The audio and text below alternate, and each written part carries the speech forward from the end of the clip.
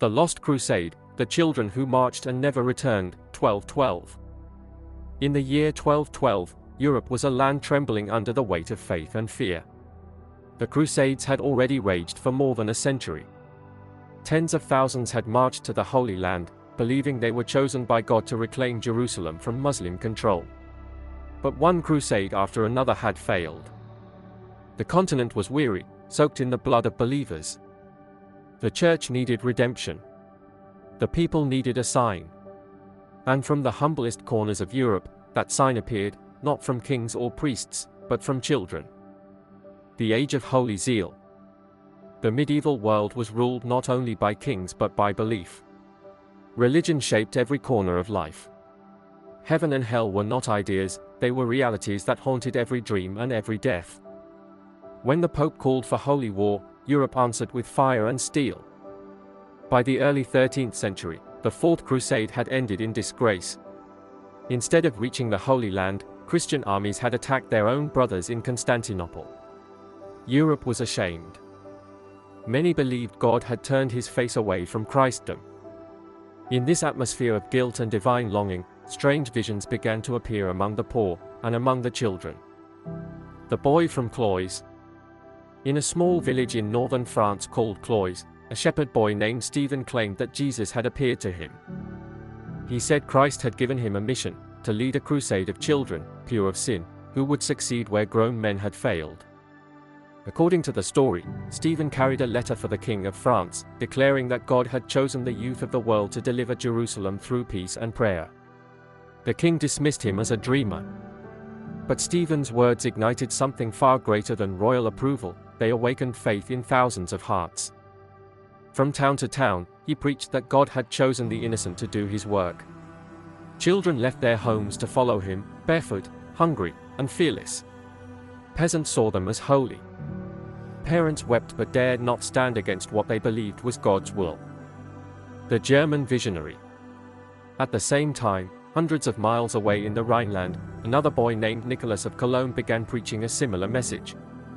He too claimed to have received a vision commanding him to lead a holy crusade of the young. His movement grew even faster.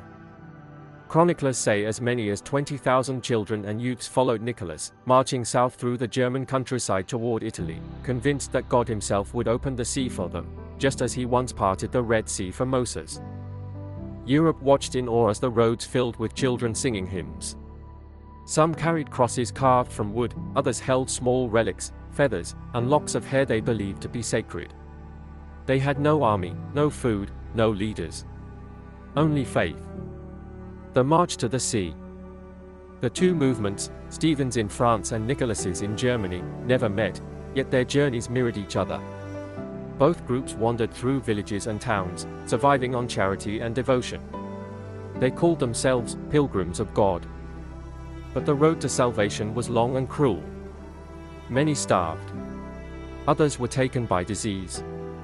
Some were robbed by bandits. As the weeks turned into months, their numbers thinned, but their belief did not waver.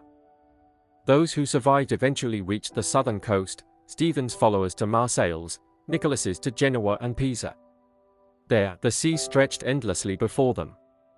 They fell to their knees and prayed. They believed the waters would part and reveal a path to the Holy Land. But the sea remained still. The promise of the ships. In Marseilles, two merchants approached Stephen's followers. Their names were Hugh the Iron and William the Pig, names recorded by chroniclers with disgust. They offered to provide 7 ships to carry the children to the Holy Land, for free. It seemed a miracle. The children cheered and sang hymns of gratitude. In the summer of 1212, the ships set sail, their sails bright against the blue Mediterranean sky. But the miracle soon turned into a nightmare.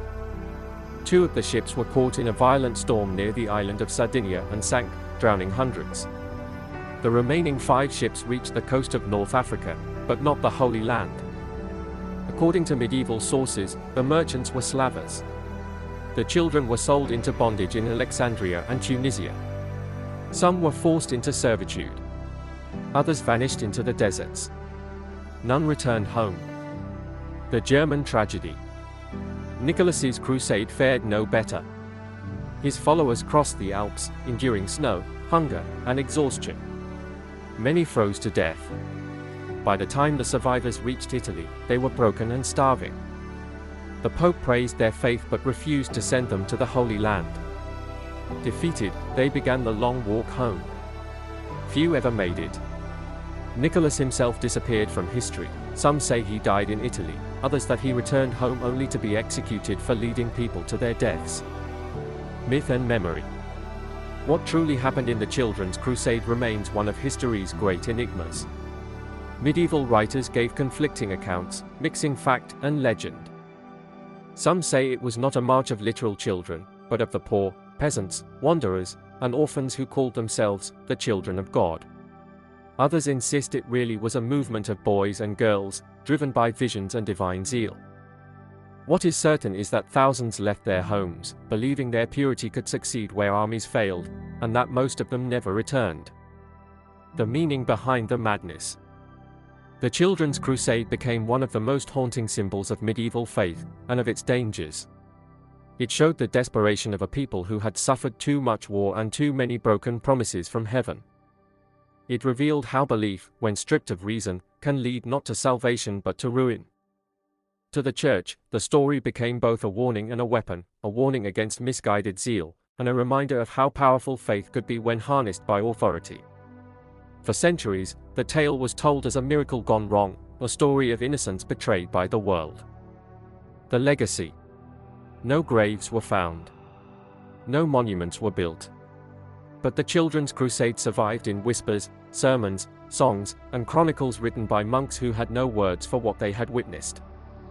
It remains one of the darkest legends of medieval Europe, a story of faith and loss, of hope and deception, of children who set out to save the world and instead became its victims.